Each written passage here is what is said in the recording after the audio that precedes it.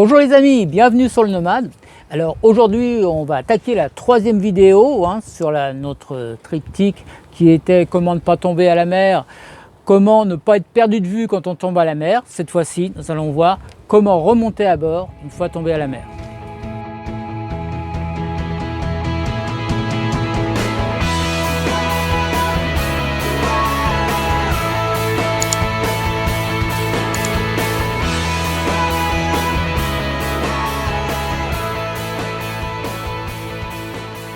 Alors vous voyez tout autour de moi tout le matériel qui nous a été confié par la société SVB Marine, qui va nous sponsoriser encore cette fois-ci pour cette vidéo. Sachez que SVB Marine, on peut commander du monde entier et qu'ils sont capables de vous renseigner dans 5 langues différentes. Donc n'hésitez pas à les contacter si vous avez besoin. Alors aujourd'hui, exceptionnellement, on sera 3. Donc il y a Quentin qui vient nous aider. Il va jouer le rôle de l'homme à la mer, parce que Mu et moi, on est un petit peu frileux, on a préféré prendre quelqu'un d'autre, on n'est pas fou. Nous allons donc tester tout ce matériel. Alors, cette vidéo va se dérouler comment? Dans un premier temps, on va regarder tout le matériel de récupération d'homme à la mer et de la combinaison de survie aussi qui va permettre de rester un certain temps dans l'eau avant d'être récupéré. Donc, on va regarder tout ce matériel ensemble, point par point. Alors il existe un grand nombre d'équipements sur le marché, mais ne perdez jamais de vue que le plus important pour vous, c'est qu'il doit être simple d'utilisation. Si c'est une grosse galère, que c'est un truc très perfectionné, mais que c'est très dur à utiliser, je vous le déconseille fortement. Donc choisissez du matériel adapté à vos besoins, ça c'est essentiel. Alors bien sûr, il y en a à tous les prix. Nous allons essayer de prendre chaque matériel ici un par un, de le détailler, de voir un petit peu son fonctionnement. Et dans un deuxième temps, nous sortirons en mer pour faire les essais en mer. Alors sachez que quand nous serons en mer, le but n'est pas de vous faire un tuto récupération d'hommes à la mer, mais ça sera bien de tester le matériel en conditions réelles. Alors pour mettre une combinaison de survie, toujours l'allonger en premier. Alors il faut s'imaginer quand on est dans le mauvais temps, peut-être en fond de cockpit ou dans le fond du carré. Alors Quentin va nous servir de cobaye, il commence. Donc Quentin, tu peux approcher. Tu vas rentrer dedans. Donc on commence par rentrer les pieds à l'intérieur.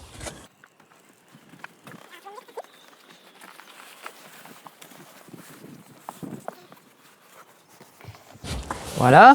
Maintenant tu te mets debout.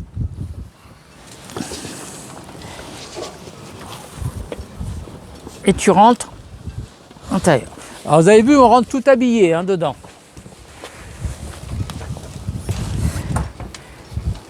Voilà. Alors je ne l'aide pas, c'est volontaire, c'est pour qu'ils se rendent compte de la difficulté éventuelle. Alors je ne sais pas si je l'ai dit tout à l'heure, mais c'est une combinaison Neptune de chez Lalisas que SVB a eu la gentillesse de nous envoyer. Alors là on met le, voilà, on rentre complètement.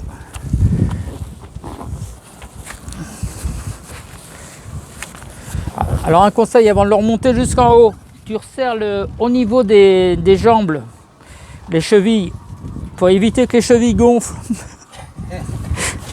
On resserre.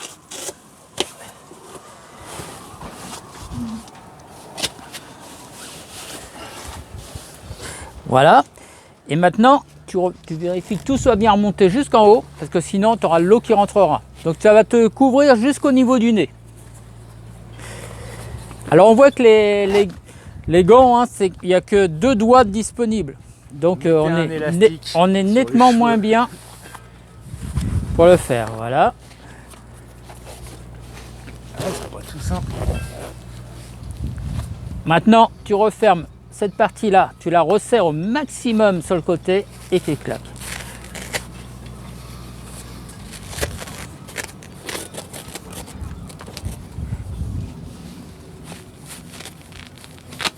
Alors, il faut savoir que les combinaisons de survie sont pas toutes, on ne peut pas toujours se passer de gilet. Ce modèle-là, vous devez avoir un gilet de sauvetage avec, pour qu'il soit réglementaire. Donc, je vais le donner à Quentin pour qu'il s'équipe et vous allez voir toutes les difficultés que c'est quand même. Ouais, non. Vas-y, Quentin.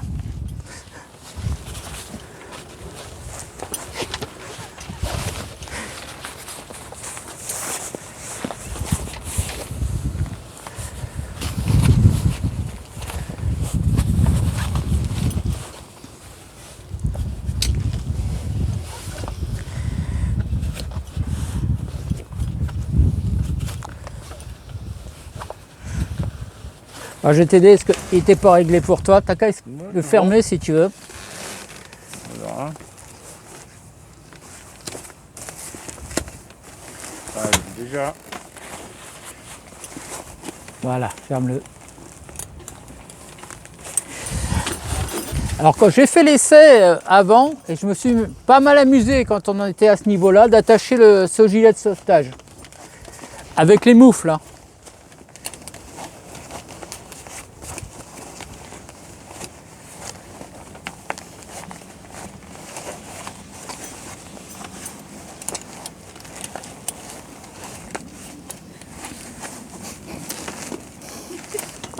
Game over, you are dead. Voilà, alors j'ai essayé pendant 5 minutes sans y arriver. Donc maintenant, je vais vous... Quand on prévoit ce genre de combinaison, il faut toujours prévoir plutôt un gilet avec ce type de fermeture, type ceinture de sécurité. Alors là, donc on a le modèle de chez Secumar qui nous ont confié. Et donc cette fois-ci, tu vas pouvoir essayer avec ce modèle-là.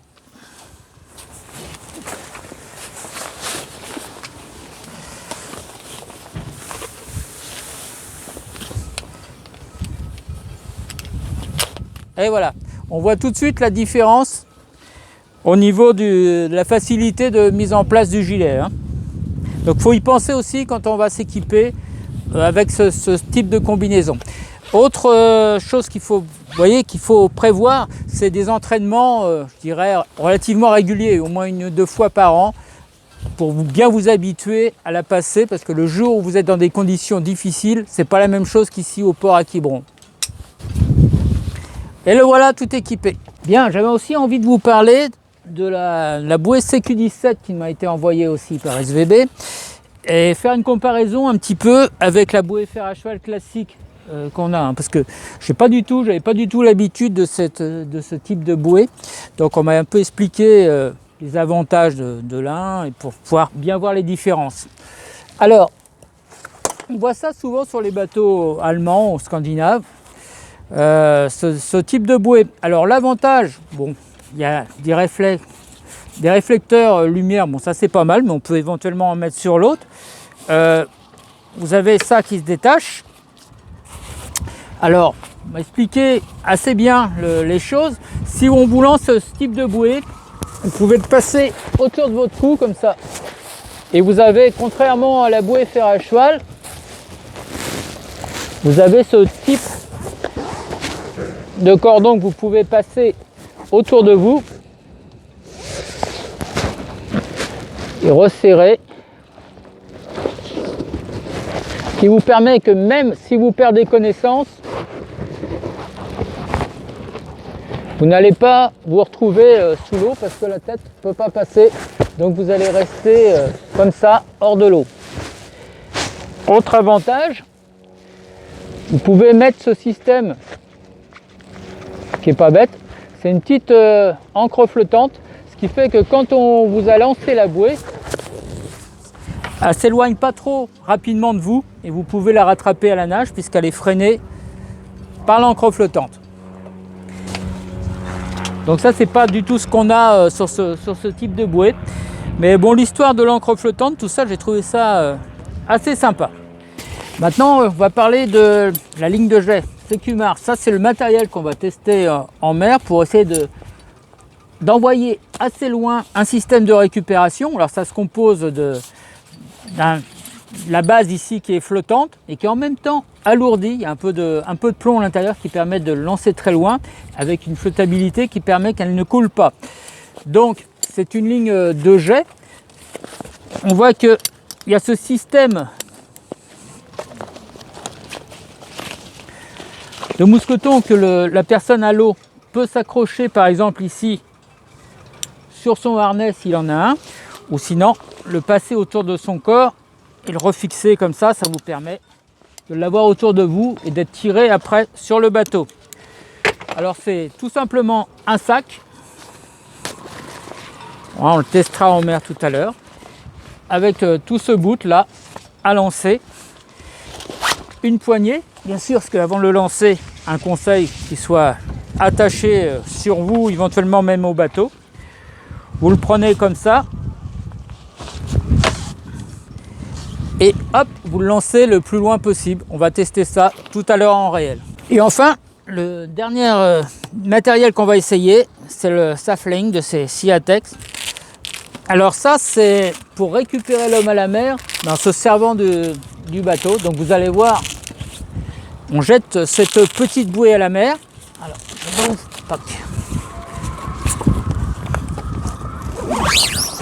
Ah, ça c'est quelque chose que le naufragé va pouvoir passer autour de lui. En fait, c'est du bout flottant. L'homme est à la mer, vous jetez ça à l'arrière du bateau, il va se dérouler automatiquement. Vous avez 25 mètres de bout flottant. Vous tournez autour de la personne qui est dans l'eau. Il va pouvoir l'attraper quelque part, se le mettre autour du corps. On va le ramener au bateau, on va le hisser. On va voir ça en réel tout à l'heure sur l'eau. Alors, côté pratique, c'est que c'est tout de suite à poste sur le bateau. Attaché toujours au bateau. Comme ça, vous ne risquez pas de le perdre. Voilà le système. Et c'est parti pour les essais en mer. Go Quentin! Quentin est équipé avec un gilet à déclenchement hydrostatique. Mais le fait qu'il porte une combinaison de survie qui le fait flotter ne permet pas au gilet de se gonfler automatiquement. Néanmoins, s'il était tombé sur le ventre, le gilet se serait ouvert. Mais cela n'aurait peut-être pas suffi à le retourner s'il était inconscient, car le gilet utilisé pour cet essai était de 150 Newtons. Et il faut savoir que plus la classe d'un gilet est élevée, plus grand est sa capacité à retourner une personne inconsciente. Notamment en cas de port de vêtements susceptibles de faire apparaître des poches d'air, comme les vestes et pantalons cirés ou comme ici, une combinaison de survie. Dans ce cas, il est préférable de porter un gilet de 275 Newtons. Ça, c'est la ligne de lancer. Alors bien sûr, en cas d'homme à la mer, normalement on aurait jeté la bouée, mais là on est vraiment sur l'équipement pour récupérer l'homme à la mer. Donc on va essayer de faire le lancer. On attache la poignée et on va lancer le sac en direction du naufragé.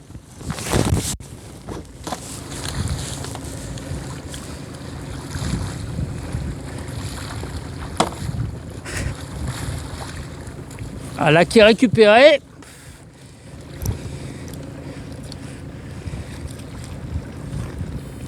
Il attache le mousqueton.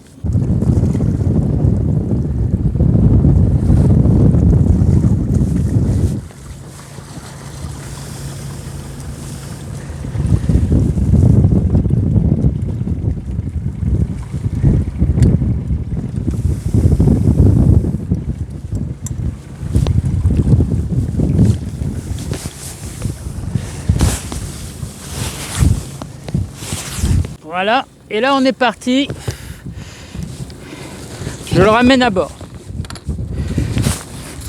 Je mets l'attache sur un winch ou un taquet pour pas le perdre.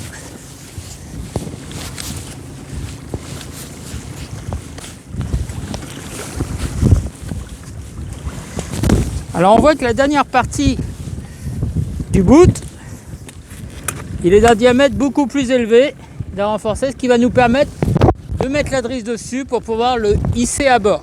Je fais simplement une petite boucle.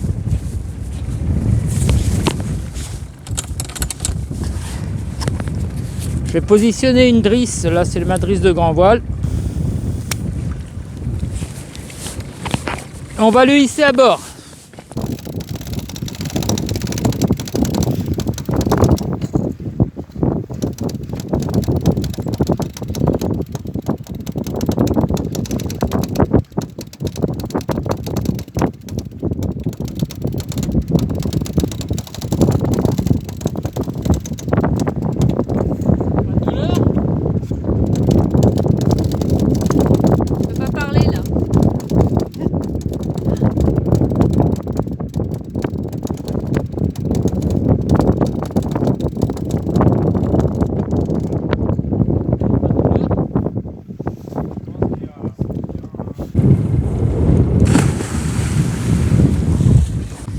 On va prendre la Saflane On le sort. Et là le but, ça va de le laisser partir derrière le bateau.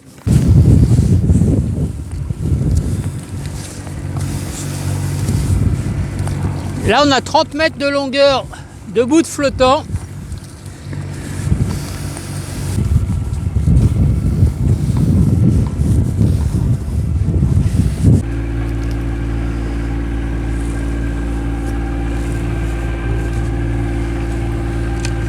Alors là on va passer à côté de notre homme à la mer, on tourne autour de lui.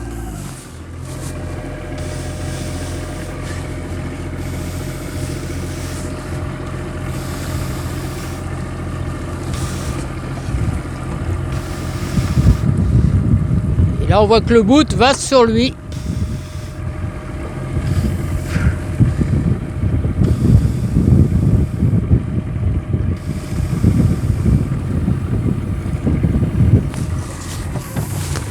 On ralentit le bateau.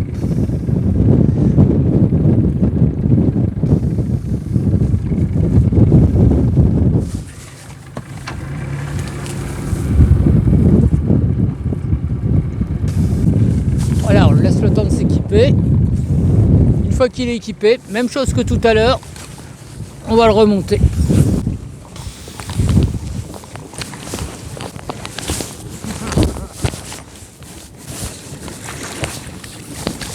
Passe bien ton flotteur. Tu peux tirer dessus là pour essayer de le resserrer un petit peu, tu vois, si tu veux. Tu vois ça, tu peux le serrer sur toi. Voilà. Tu vois, voilà.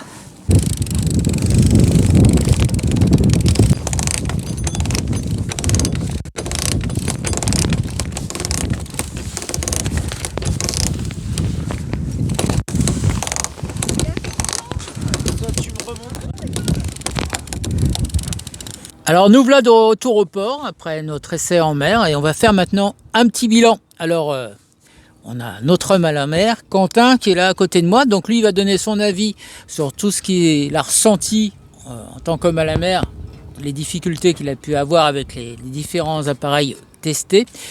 Et puis moi je vais parler un petit peu de ce que j'ai ressenti vu du bateau, les difficultés que j'ai eues éventuellement à mettre en œuvre, et ce que je trouve bien et moins bien. Alors on va commencer par le premier matériel qu'on a utilisé, c'était le boat de lancer Secumar. Alors moi à mon niveau j'ai trouvé que c'était pas mal, j'ai pu le lancer assez loin, je ne sais pas si vous avez vu sur la vidéo, mais le fait qu'il soit lesté, flottant, on peut déjà le lancer assez loin sur l'homme à la mer. Et je pense que même quand on n'est pas en train d'avancer avec le bateau, si vous êtes au mouillage, quelqu'un tombe à l'eau, qu'il est un peu éloigné du bateau, on peut très facilement le lancer près de lui. Ça, j'ai trouvé ça intéressant. Je pense que ça peut servir aussi, par exemple, si vous êtes dans une rivière, au mouillage, sur une bouée, que personne tombe à l'eau, qui part avec le courant, vous pouvez y lancer rapidement. C'est pas mal. Par rapport à la fixation, tout ça, je vais laisser la parole à Quentin. Tiens, je te passe le matériel. Eh ben, c'est très pratique, effectivement. J'ai vu que Laurent a pu l'envoyer quand même assez loin. Ça a l'air facile de viser vu que c'est lesté. Après, pour l'attacher, là il n'y avait pas de clapot de houle, donc le fixer directement au harnais, ça va, c'est pas compliqué. Il faut juste avant d'enfiler la combinaison, avant de se retrouver à l'eau, savoir où est l'anneau d'attache. Après, pour le passer en dessous, autour du corps, c'est pas plus technique, ça se fait facilement. Il faut y aller tranquillement, calmement. Donc c'est ça, tu as essayé deux méthodes. Donc ça, tu l'as, pour qu'on comprenne bien, ça tu l'as accroché une première fois sur ton harnais directement. Donc du coup, après, tu t'es pas servi du parti flottant. D'accord. Alors ça, pour tirer, le souci a été pour repartir. Pour que Laurent me ramène, ou quand il a commencé à me ramener, en fait, vu qu'on est accroché sur le côté, la combinaison et le harnais, le gilet de sauvetage nous tiennent vraiment droit, donc ça fait tirer de travers. Au deuxième essai, justement, quand je l'ai mis autour du corps, on a la prise qui se prend et ça tire vraiment en arrière comme il faut, et voilà. Donc en deuxième essai, ton corps était là, au milieu. Voilà. D'accord. Donc là, c'était mieux à ton avis ? C'est plus confortable si on peut y accéder. Et quand je t'ai hissé, parce que moi après, bon, j'ai pu te hisser, c'est ça pour moi de mon côté, j'ai pas eu de difficulté majeure à accrocher dessus, ni à te ramener. Mais quand je t'ai hissé, quelles ont été tes sensations? Pour hisser, eh ben, que ce soit accroché au harnais ou autour de la taille, et ça a été la même chose avec l'autre système où en fait il n'y a pas. Voilà, le but est de remonter rapidement la personne et c'est ce qu'il faut, il n'y a rien de confortable. On pourra essayer n'importe quelle position, n'importe quel endroit où le caler ou quoi, c'est pas confortable. C'était pas confortable. Mais ok. c'est fait pour remonter vite. Bon, on va passer au deuxième matériel. Côté pratique, hein, c'est vraiment sortie très rapide de son sac. Tout se déroule rapidement derrière le bateau pendant que vous avancez. Donc ça, c'est assez intéressant. Bon, maintenant, je vais passer la parole à Quentin pour qu'on nous parle de son ressenti par rapport à ce matériel. Donc j'ai préféré celui-là dans le confort de la tête, le fait de rester sur place et de savoir que ça va être lancé et qu'on va tourner autour. C'est agréable parce que c'est en l'air, on le voit bien arriver, on n'a pas besoin de bouger. Après, à l'enfiler, c'est très pratique. Quand c'est arrivé, en fait, au début, je pensais que c'était serré comme ça. Donc je me suis dit, mais comment je vais faire pour enfiler ça dans l'eau avec la combinaison, plus le gilet de sauvetage qui est gonflé. Et en fait, hop, ça s'est ouvert directement dès que j'ai commencé à passer les mains. Donc voilà, c'est très pratique. Après, pour revenir,